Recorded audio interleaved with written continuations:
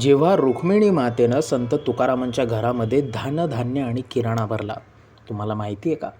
ही गोष्ट आहे तेव्हाची, जेव्हा संत तुकाराम अध्यात्माच्या मार्गावरून चालत होते. त्यांनी पूर्ण वैराग्य पत्करलं होतं.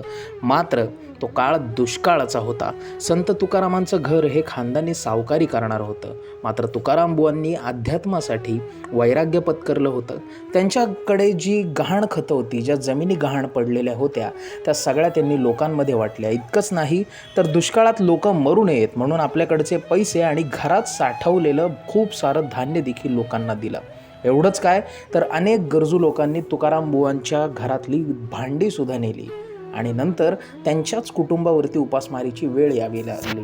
काही वेळा तर तुकाराम बुवांकडून, त्यांच्या बायकोकडून त्यांचे कपडेसुद्धा लोकांनी नेले. इतकंच काय, तर त्यांच्या चुलीतले निखारेसुद्धा लोक घेऊन जाऊ लागले. आणि शेवटी तुकाराम बुवांची लेकरं जी खूप लहान होती, त्यांच्या पोटामध्ये आता भूक सहन होईना झाली. तेव्हा त्या तुकाराम महाराजांच्या ज्या पत्नी होत्या त्या चिडल्या. मात्र त्यांनी बघितलं की तुकाराम बुवांना कशाचंही घेणं देणं नाही. ते शांतपणे विठ्ठल नावाचं नामस्मरण करत बसलेले आहेत.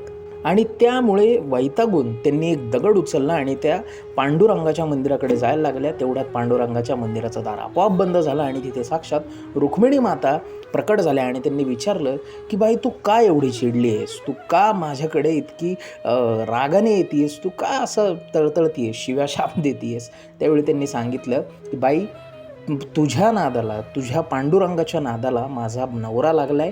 मात्र तिकडं माझी पोरं उपाशी मारायची वेळ आलेली आहे. त्यावर रुक्मिणी मातेने सांगितलं की तू कासावीस होऊ नकोस, रागावू नकोस आणि आत्ता घरी जा, सगळं काही नीट होईल. जेव्हा तुकाराम बुवांची पत्नी आपल्या घरी गेली तेव्हा त्यांनी बघितलं की त्यांच्या घरातलं धान्याचं कोठार पूर्णतः भरलेलं होतं. त्यांच्या कपड्यांचं कपाट पूर्णतः भरलेलं होतं.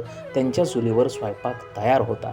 आणि अशा रीतीनं रुक्मिणी मातेनं आणि पांडुरंगानं आपल्या भक्ताचा आणि त्याच्या कुटुंबाची देखील काळजी घेतली होती.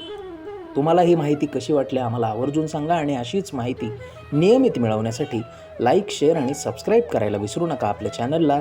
धन्यवाद. रामकृष्ण हरी.